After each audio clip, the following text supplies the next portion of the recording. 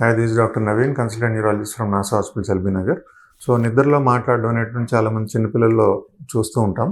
So ఏంటంటే NREM sleep అని, REM sleep అని ఉంటాయి మనకి స్లీప్లో. అంటే పడుకున్న తర్వాత ఒక 4 సైకిల్స్ ఉంటాయన్నమాట. ప్రతి గంటన్నరకు కూడా ఒక 60 minutes NREM sleep, 30 minutes REM sleep ఉంటుంది. ఈ ఎన్ఆర్ఈఎం స్లీప్లో ఉన్నప్పుడు ఆటోమేటిక్గా కొంతమంది వాళ్ళు తెలియకుండానే మాట్లాడడం జరుగుతూ ఉంటుంది. సో ఇది is not an abnormal mechanism, it's and parasomnias అంటాం. అంటే స్లీప్లో న్యాచురల్గా జరిగేటువంటి మెకానిజమ్స్. సో కొంతవరకు ఇది నార్మల్గా అనుకోవచ్చు.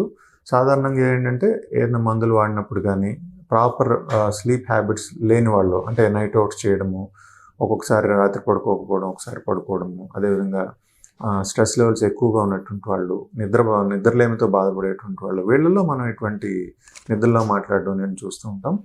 అయితే కొద్దిపాటి సిమ్టమ్స్ గురించి కంగారు పడవసరం లేదు, కానీ ఫ్రీక్వెంట్గా జరుగుతూ ఉంటే అదర్ స్లీప్ ప్రాబ్లమ్స్ ఉన్నాయనేటువంటిది స్లీప్ స్పెషలిస్ట్ని చూపించుకొని సింపుల్ ట్రీట్మెంట్తోనే దీన్ని మనం తగ్గించేసుకోవచ్చు. To like, comment, share and subscribe for regular health updates NASA Hospitals.